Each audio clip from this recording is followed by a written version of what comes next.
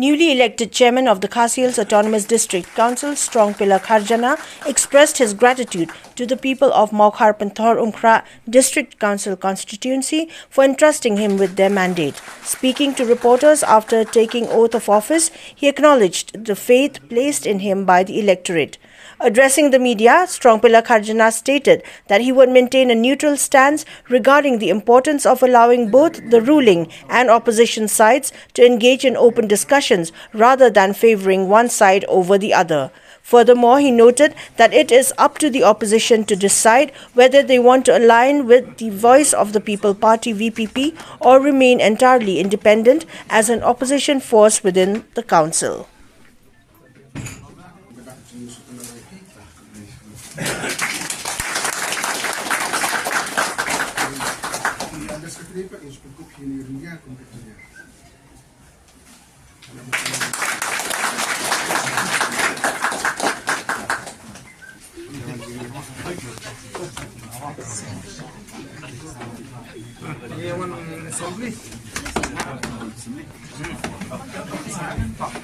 Dekat thong ka ba khmat ai galong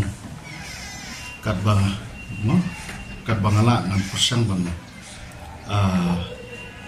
nya ya kata ka ying dorbar kat kum ka ba dei hok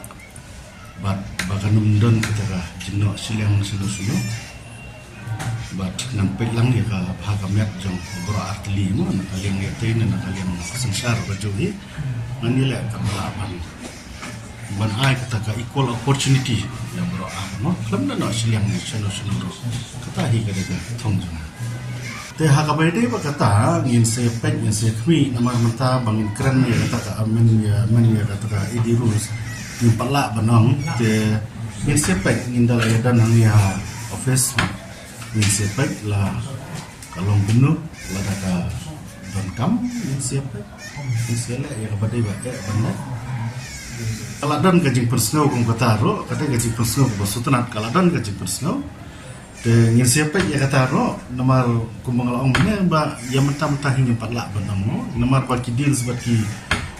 ki an ya ban ya tungku bat ki an te ngin pe chua na kaliang jong ka an ko ong kumno te la dar na kaliang jong ka an ka sya definitely ngin la ya ka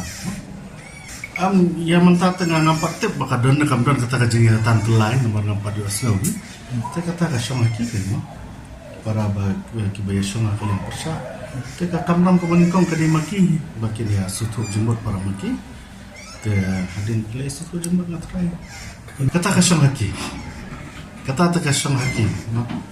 nganom la bandong in ai largest ne smallest ne in ai kai nomor ba haka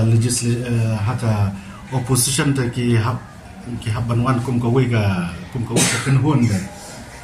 te ka syong haki kin jet kin iyo ba represent ni mata kumbang laong hingan long pedang lai nakwa swaning kong baki kong ki basyong ha kalian persa dia sutu jemut kide bani sutu jemut paramaki te lada lese kapoi ha kata ka jingitan telai telada kadai yang aku chairman ban intervene tengin se intervene mata kadang kam